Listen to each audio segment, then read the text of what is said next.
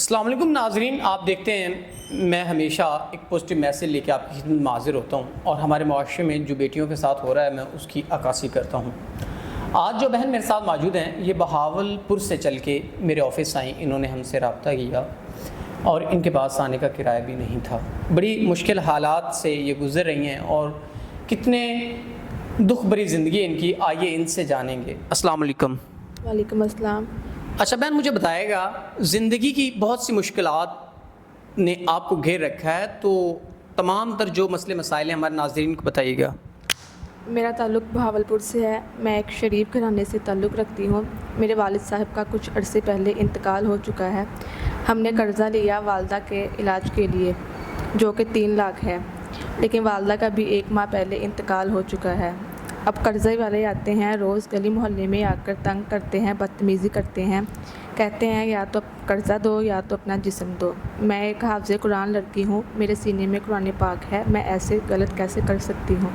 لیکن لوگوں نے میری عزت کو تار تار کر دیا۔ اب میں چاہتی ہوں کوئی ایسا نیک عزت دار مرد ہو جو مجھ سے نکاح کرے، میری عزت کرے، عمر میں چاہے بڑا ہو، شادی شدہ ہو، لیکن میری عزت کرے اور قرضے سے میری جان چھڑوائے تاکہ میں اپنی زندگی بہتر طریقے سے گزار سکوں۔ ناظرین، بہن نے مختصر الفاظوں میں بیان کر دیا کہ وہ کس قدر تکلیف دہ مراحل سے اپنی زندگی کو گزار رہی ہیں۔ بہن نے گزارش کی کہ کوئی ایسا شخص جو میرے معاملات زندگی جو قرض ہے 3 لاکھ روپے، بہن نے بتایا کہ اگر وہ کوئی شخص ادا کرتا ہے تو میں اس سے نکاح کر لوں گی۔ جنہوں نے ان کو قرض دیا وہ آتے ہیں اور گلی محلے میں ان کے ساتھ واہیات قسم کی گفتگو کرتے ہیں، ان کو کہتے ہیں نعوذ باللہ یا پیسے دو یا اپنا جسم دو۔ تو یہ بہن جب آفس آئیں رو رہی تھیں اپنے مسائل کو لے کے، تو ہم نے ان کو دلاسا دیا کہ کس قدر لوگوں کا معیار سوچ کا گر چکا ہے کہ ایک مجبور بہن سے وہ کہہ رہے ہیں کہ یا اپنا جسم دو یا ہمیں پیسے دو، تو کس قدر یہ غلط بات ہے آپ خود اندازہ لگائیں۔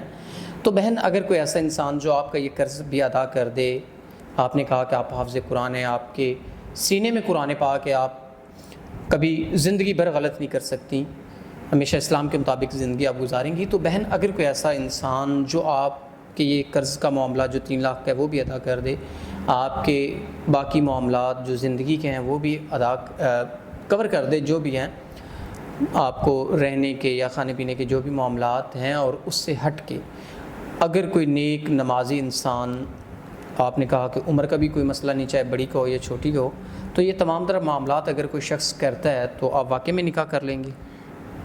جی، میں واقعی نکاح کروں گی، کیونکہ میرے پاس کوئی سہارا نہیں، مجھے اپنے سہارے کے لیے ایسے مرد سے نکاح کرنا ہے جو میری عزت کرے، مجھے تحفظ دے۔